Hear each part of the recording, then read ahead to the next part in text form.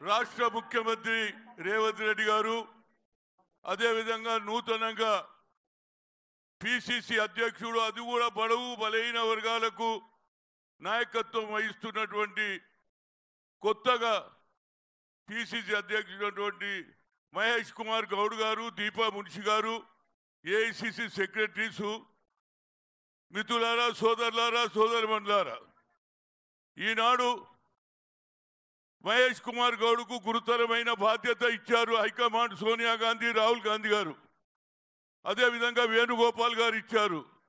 నేను ఆయన ఇవాళ స్పీచ్ నేను చదివిన చాలా బాగున్నది.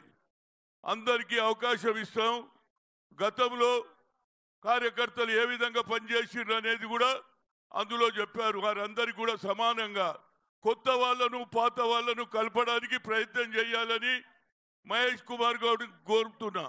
అదేవిధంగా ఇవాళ నేను పేపర్లో చూసినా, టీవీలో చూసినా, ఏఎన్ఐలో వచ్చింది. నరేంద్ర మోడీ ఏమంటున్నాడు తెలుసా? Indira Gandhi, Pandit Jawaharlal Nehru they are against for SC ST OBC అంటున్నాడు. ఎంత అన్యాయం రా బాబు! ఇందిరాగాంధీ భూ సంస్కరణ అమలు చేసింది, దున్నేవాడికే భూమి ఇచ్చింది. అంతేకాదు దేవరాజ్ అర్స్ మొదలు పెడితే అదేవిధంగా ఆ రాష్ట్రంలో ఎంతో మందిని ముఖ్యమంత్రి చేశారు. అదేవిధంగా అశోక్ గెలాట్ను చేశారు. అదేవిధంగా ఇక్కడ సిద్ధరామయ్య చేశారు. ఏ విధంగా మాట్లాడతావురా బాబు నువ్వు? రాహుల్ గాంధీ కన్యాకుమారి నుంచి కశ్మీర్కు నడిచిన తర్వాత బడుగు బలహీన వర్గాల గురించి ఆలోచన చేశాడు. రైతుల గురించి, నిరుద్యోగుల గురించి, అట్టడుగున్న ప్రజానికం గురించి మాట్లాడిండు. We come to the power, will conduct caste wise census అని చెప్పడం జరిగింది. అంతటితో కాలేదు, 50% సీలింగ్ కూడా ఎత్తేస్తా అన్నాడు. జితినా హిస్సేదారి ఉత్తి భాగీదారి అన్నాడు. కనుక మహేష్ కుమార్ గౌడ్, నీ పైన చాలా బాధ్యత ఉన్నది. తప్పనిసరిగా రేవంత్ రెడ్డికి నీ ఆశీర్వాదం ఉన్నది. అదేవిధంగా సోనియా గాంధీ ఉన్నది. గతంలో ఎంతో మందిని, అశోక్ గెలాట్ను కూడా ముఖ్యమంత్రి చేశారు, సిద్ధరామయ్య చేశారు. మీ హిస్టరీ ఏందో చెప్పురా బాబు. ఇంత అబద్ధం చెప్తాడు. ఈ అబద్ధాలు చెప్పే ప్రధానమంత్రి నేను చూడలే. నేను 3 సార్లు కలిసిన అయితే ఓబీసీ ఎంపీస్ కన్వీనర్గా అడిగిన 84 మంది అడిగినాము. We please conduct caste wise census and you make it a separate ministry according to our population. 54% ఉన్నామన్నా, అది కూడా చెయ్యలే.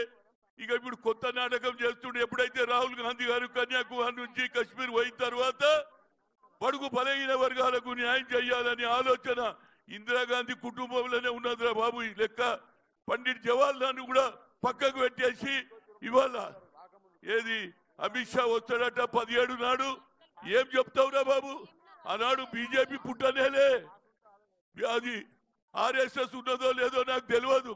ఆనాడు కొట్లాడినటువంటి కమ్యూనిస్టులు, ఆ తర్వాత కొట్లాడినటువంటి జమలాపురం కేశవరావు, రామానంద తీర్థ, పివి నరసింహారావు నాగ్పూర్లో క్యాంపు పెట్టాడు.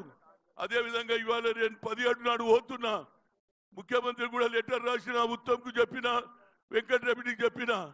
ఎక్కడైతే మన్నాల గ్రామంలో నల్గొండ జిల్లాలో 1947లో వచ్చింది స్వాతంత్రం, కానీ 1 ఇయర్ దానిక జరగలే. అరాచకం జరిగింది. మన వాళ్ళను కొట్టి పంపించారు, చంపేశారు. అదేవిధంగా 1948లో అక్కడ ఉన్న వన్నాల గ్రామంలో 10 మంది విద్యార్థులు జెండా ఎక్కించిర్రా బాబు. వాళ్ళు ఎక్కించినని పోలీస్ తూటాలకు బలైనరు. 17 నాడు పోయాడా, ఫౌండేషన్ వేస్తా, అక్కడ అమరవీరుల స్తూపం కట్టించి మా రేవంత్ రెడ్డి గారితో ఇనాగ్రేషన్ చేపిస్తా. ఇది మా ఆలోచన. మీరు ఎక్కడున్నారా బాబు? కనుక ఇవాళ సమయం ఆసన్నమైంది. అంచెలంచెలుగా వచ్చినావు. ఎన్ఎస్ఏ నుంచి వచ్చినావు, యూత్ కాంగ్రెస్కి వచ్చినావు. ఇవాళ నువ్వు పిసిసి ప్రెసిడెంట్. అదేవిధంగా కింది స్థాయిగా ఏ కార్యకర్త 30 ఏళ్ల నుంచి పనిచేస్తున్నాడో వాళ్ళకు సరి అయిన స్థానం ఇవ్వాలి. ఇవాళ కొత్త వాళ్ళకు మేము వ్యతిరేకం కాదు, కానీ పాత వాళ్ళకు కూడా న్యాయం జరగాలి. ఇద్దరిని కలపాలి. ప్రతి జిల్లాలో తగాదాలు ఉన్నాయి. అది నీ పైన గురుతరమైన బాధ్యత ఉంది. మంత్రులు కూడా దయచేసి తప్పనిసరిగా కార్యకర్తలు వస్తే, ఇవాళ ప్రభుత్వం వచ్చిన అందరూ ఆశలో ఉన్నారు. లోకల్గా ఇబ్బందులు పడుతున్నారు. వారికి ఏదైనా న్యాయమైన కోరిక ఉంటే వారు చేయాలి. ఇవాళ ఏది వచ్చినా పిసిసి ఆఫీసులో నీకు రిప్రజెంటేషన్ చేస్తాం. ముఖ్యమంత్రి గారు బిజీ ఉంటారు కాబట్టి తప్పనిసరిగా వారికి న్యాయం చేయడానికి మీరు ప్రయత్నం చేయాలి. ఎందుకంటే ఇక్కడ బీజేపీ అదేవిధంగా ఆర్ఎస్ఎస్ వాళ్ళు అనవసరంగా తగాదాలు పెట్టేయాలని చూస్తున్నారు. తప్పనిసరిగా అటు బీజేపీ ఇటు బీఆర్ఎస్తో ఫైట్ చేసే కార్యకర్తలు జైళ్ల పాలైనరు. ముఖ్యమంత్రి గారు ఇప్పటి వరకు నా మీద కేసులున్నాయి, కార్యకర్తల మీద కేసులున్నాయి, కానీ ఇప్పటిదాకా విత్డ్రా చేస్తలేరు. విత్డ్రా చేస్తే కార్యకర్తల మనోభావాలు వేరు. అదే మన ప్రభుత్వం వచ్చి కూడా ఇంకా తిరుగుతూనే ఉన్నా. అంబేద్కర్ స్టాచ్యూ ఇవాళ కూడా ఏది గోషాబెల్స్ స్టేడియంలో పట్టుకున్నది. 5 ఏళ్ల నుంచి కేసులు నడుస్తున్నాయి. ముఖ్యమంత్రి గారు దాని మీద కూడా ఆలోచన చేయాలి. ఎందుకంటే ఓల్డ్ సిటీలో కూడా అంబేద్కర్ అభిమానులు ఉన్నారు, అక్కడ పెట్టాలనే ఆలోచన. గతంలో బట్టి విక్రమార్క నేను పోతే కేటీఆర్ అన్నాడు అక్కడనే పెడతా అన్నాడు, కానీ వేరే వాళ్ళు అడ విగ్రహం పెట్టిరు కాబట్టి నా విగ్రహం అక్కడనే పట్టుకున్నది. I will request the AICC secretary, Ambedkar still last 5 years in lockup. He should come out and put him in the old city statue, and even Asaduddin MIM in parliament he will say that Jai Bhim, Jai Bhim. He given 2 times as a mayor. That's way that also taken into consideration. And I will request, I hope నాకు కూడా అవకాశం ఉంటే నేనన్నా పెద్ద రాష్ట్రానికి ఉన్నా మన ముగ్గురం బీసీలో కొట్లాడితే మళ్ళీ ఎవడో దొరకపోతాడు అని నేను సపోర్ట్ చేసిందా లేదా?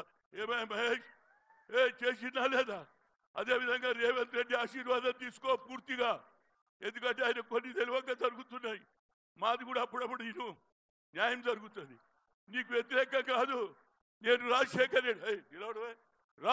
రెడ్డిని కూడా ఏది పిసిసి ప్రెసిడెంట్ చేసిన, సత్యనారాయణ చేసిన, అదేవిధంగా ఇవాళ నాకు చాలా సంతోషం ఉంది. చాలా దూరం తర్వాత మళ్ళా ఒక బీసీ నాయకత్వం వచ్చింది. రాహుల్ గాంధీ అదే అంటున్నాడు, బీసీలకు సరి అయిన న్యాయం జరగాలి. మా వాళ్ళు మోర్ దాన్ 50% ఉన్నారు. మొన్న ఎన్నికల్లో కూడా మా అందరం వేసినాం ఓట్లు. 6 డిక్లరేషన్ అంబేద్కర్ ఆలోచనను ప్రతి ఒక్కరు ఓటు వేసిండు కాబట్టి ఇవాళ ఎంపీలు అయినరు, ఎమ్మెల్యే అయినరు, మినిస్టర్లు అవుతున్నారు. రేవంత్ రెడ్డి తప్పనిసరిగా రాహుల్ గాంధీ ఆలోచనను వీరు అసెంబ్లీలో బిల్లు పెట్టారు. బిల్లు పాస్ అయింది, 150 కోట్లు రిలీజ్ అయింది, కానీ ఇంతవరకు పని మొదలు పెట్టలేరు. దయచేసి రేవంత్ రెడ్డి గారు కులగానే మొదలు పెట్టి నీకు దండం పెడతారు. అన్ని పార్టీల అడుగుతున్నారు, అది చేస్తే రాహుల్ గాంధీ కూడా పార్లమెంట్లో మాట్లాడే అవకాశం ఉంటుందని కోరుతూ మరొకసారి మహేష్ కుమార్ గారు గాడ్ బ్లెస్ యూ, మంచిగా పనిచేసి పేరు తెచ్చుకోమని కోరుతున్నా.